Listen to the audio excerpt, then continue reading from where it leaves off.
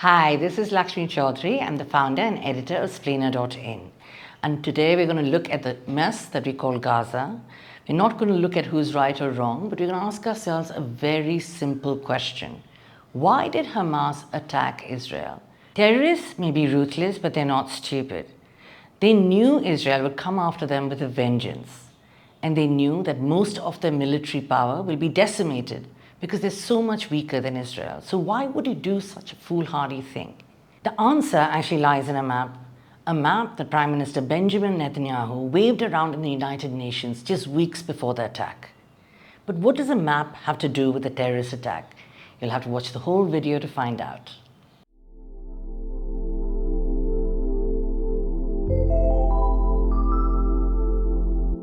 At the heart, this is a story about territory. And all stories about territory are best told by maps. So let's start with the first map, the map of the Ottoman Empire. The Ottoman Empire was a very powerful Turkish empire that ruled for 600 years all the way from Europe to Middle East. But by the time World War I came around, it had lost most of its European territory, but it controlled the Middle East entirely. So now we're in World War I, and the Ottoman Empire has intervened on the side of the Germans. Yes, they picked the wrong side, against Britain and its allies. Britain, to win the war, decided to promise the Arabs their own land. But on the other side, it also promised British Jews their own homeland. In 1917, it's something called the Balfour Declaration. And like that wasn't enough, they decided also to sign an agreement with France called the Sykes-Picot Agreement. And that was all about how the two of them were going to divide the Middle East amongst themselves after the war. So the war ends. And where are we now? Well, France and Britain did exactly what they planned. They divided Middle East amongst themselves. France got Syria, and Britain got Palestine, Iraq, and Jordan. And that's how things remained until the Second World War. The purple outline represents a Jewish homeland that was envisioned in the Balfour Declaration. As you can see, it has all of Palestine and a lot of what today we know as Lebanon and Jordan. Surprise, surprise, it was a recipe for disaster. In any case, here we are in the interim war years between World War I and World War II. With the widespread persecution of Jews in Europe, many of them fled to Palestine, which is still under British control. By 1946, the demand for a Jewish homeland became almost inevitable. But at the same time, Arab nationalism was strong as ever. So how are the British going to fulfill both their promises to both sides? Well, they tried, and then it didn't work. Then they washed their hands of the entire matter and turned it over to the UN. The UN basically cut the baby in half. It gave 56% to the Jews and 44% to the Arabs. And Jerusalem would become an international enclave. That sounds very nice, but the Arab League was horrified. Why? Because only 33% of the population were Jews. Why would they get 56% of the land? In the middle of all that haggling, the Jewish side suddenly declared independence as Israel. And the first Israeli-Arab war kicked off. At the end of the war, Israel controlled 77% of the territory and most of Jerusalem. The rest was left to Jordan and Egypt to divide amongst themselves.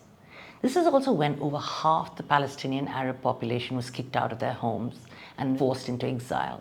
This is what they call the Nakba, and it's the greatest wound in the memory of Palestinian history. And here's the bad part. Palestine has been shrinking with every Arab-Israeli war. For example, in the 1967 war, also known as the Six-Day War, Israel took control of all of Palestine and its neighboring territory. It took the Sinai Peninsula from Egypt, the West Bank, Gaza, and East Jerusalem from Jordan, and Golan Heights from Syria. It was a disaster. Now, Israel has given back Syria and Egypt their lands, but it has continued to occupy West Bank. But then it withdrew from Gaza in 1993 as part of the Oslo Accords, which it signed with the PLO. Then the PLO's political party, which is called the Fatah, took over both West Bank and Gaza, creating the Palestinian Authority. That's where we are today.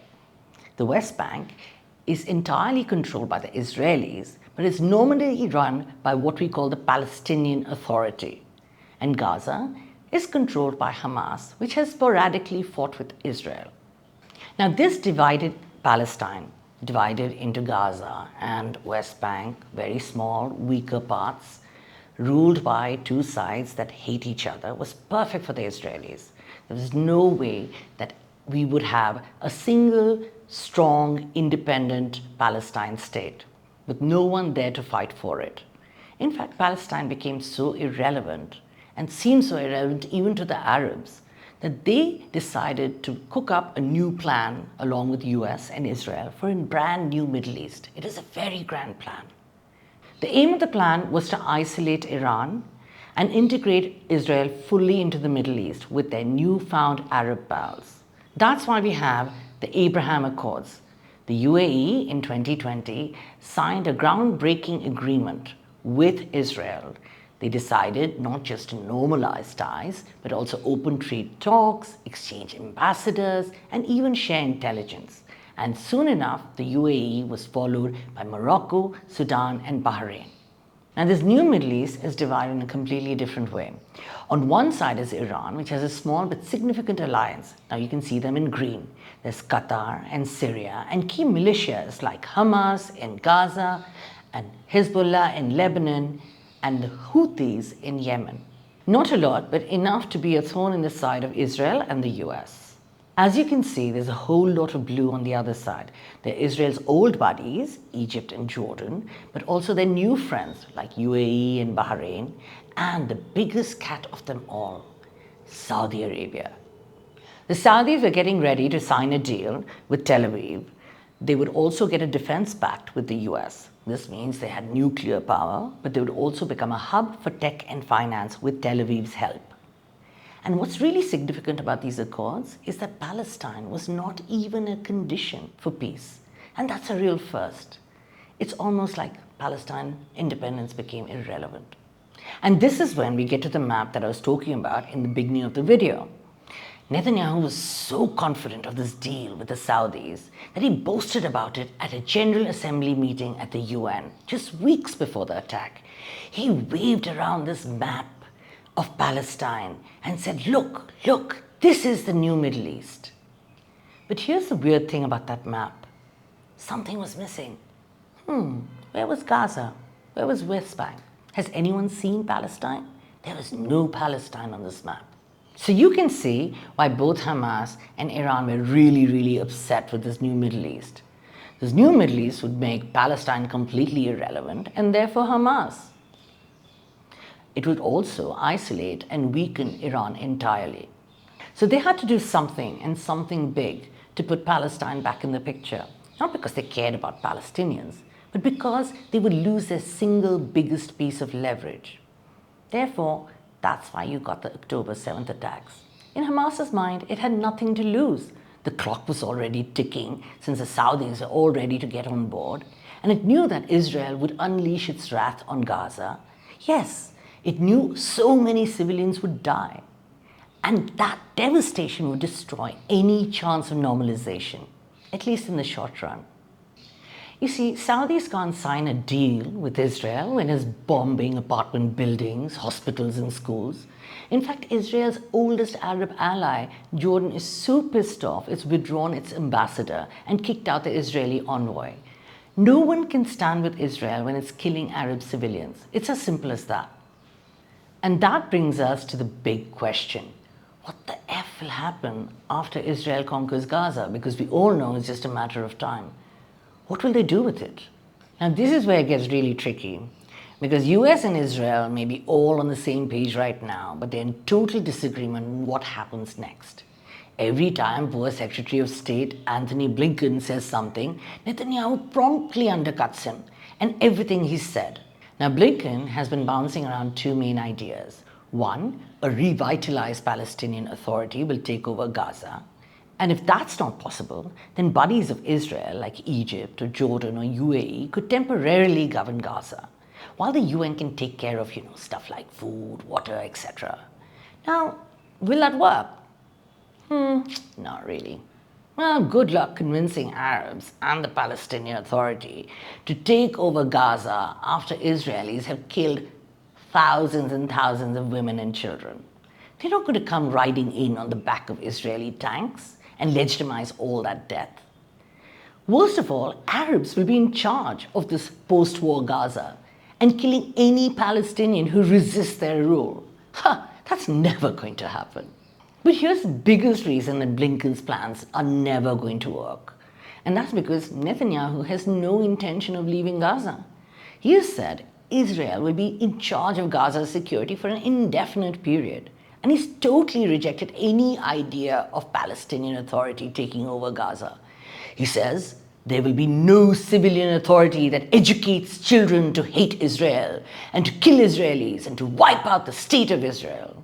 Well, that sounds like a big fat no to me. In other words, a near total occupation of Gaza.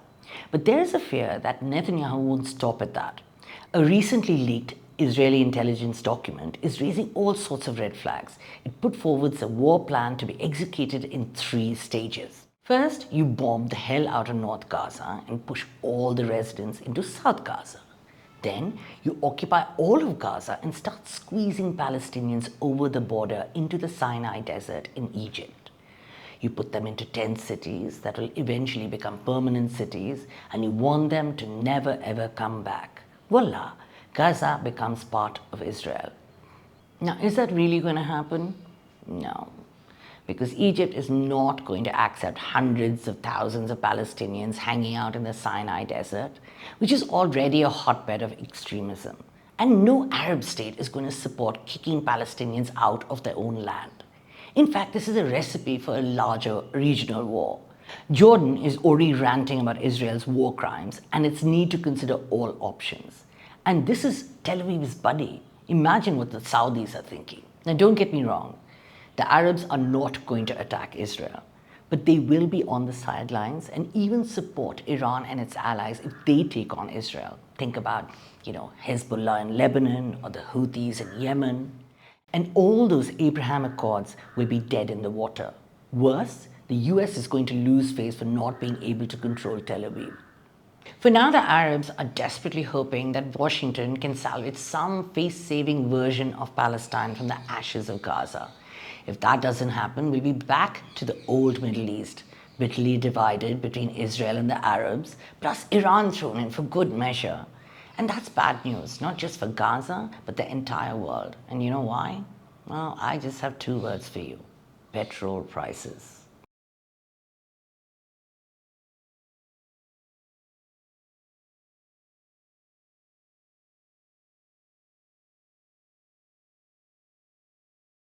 Well, I hope you found this video very useful. We have loads more context and background in the links in the description. And best of all, I hope you will subscribe to Splainer. Well, see you next time in the next episode, which hopefully will not be about death and destruction.